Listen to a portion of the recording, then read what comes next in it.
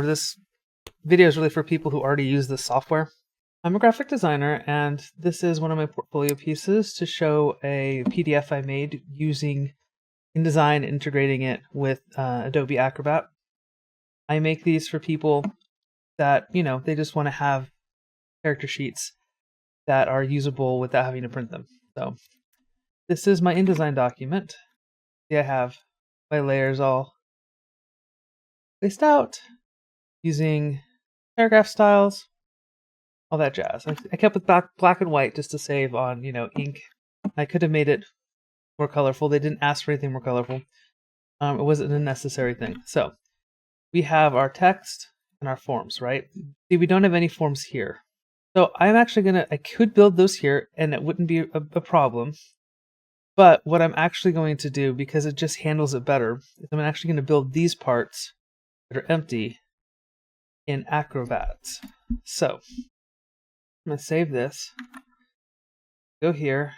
I'm going to export, not Adobe PDF presets. You have to export an interactive editable file. I'm going to select that file because you got to save it. I'm going to export all the pages. And now, boom, there it is. Now there are some issues.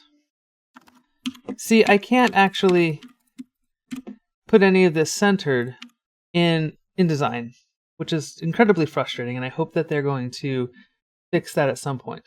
But what you can do is go to Prepare Form, and we're going to select the... Oh, first I'm going to click this, open this little sucker up. This is helpful, always a helpful tool. Now you can select multiple. You're going to go into Options and Center, and that will center these up for you. Now, since I have actually made this before, I could technically go over here to this version, which has everything. Hit Prepare Form, and I can just grab them, copy, go over here, Prepare Form, yep, copy and paste. So that's one way to do it. And now they're there, right? You have blank, you have your options, you have my default, pick one or type. That's one option, but let's just pretend that I don't have anything to drag and drop with. Which, by the way, dragging and dropping is a lifesaver when you have to update the InDesign document. They have to go through the whole process of aligning things and crap like that again. So what you can do is these buttons up here, up at the top, you can grab that, click it. I'm going to call it just drop down tutorial. And that's it.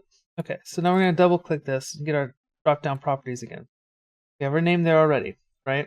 All right, so we don't have anything here. So the first one I make is a space and add.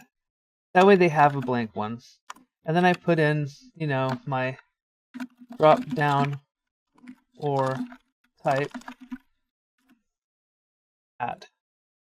Now, social type, we're just going to go for extrovert,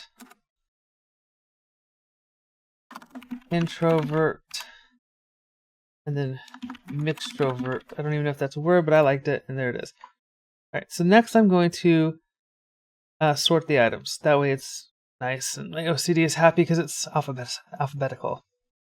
You can change elements here, like this is positioning, this is appearance. Let's say, see, I don't want to fill. I want to see that line, so I'm going to say no fill. Visible, yeah. Pretty much what I just showed you. This area, so how do you want it to be interacted with? And then what do you want it to do when it does that? And you can add these items so it can do a couple of different things.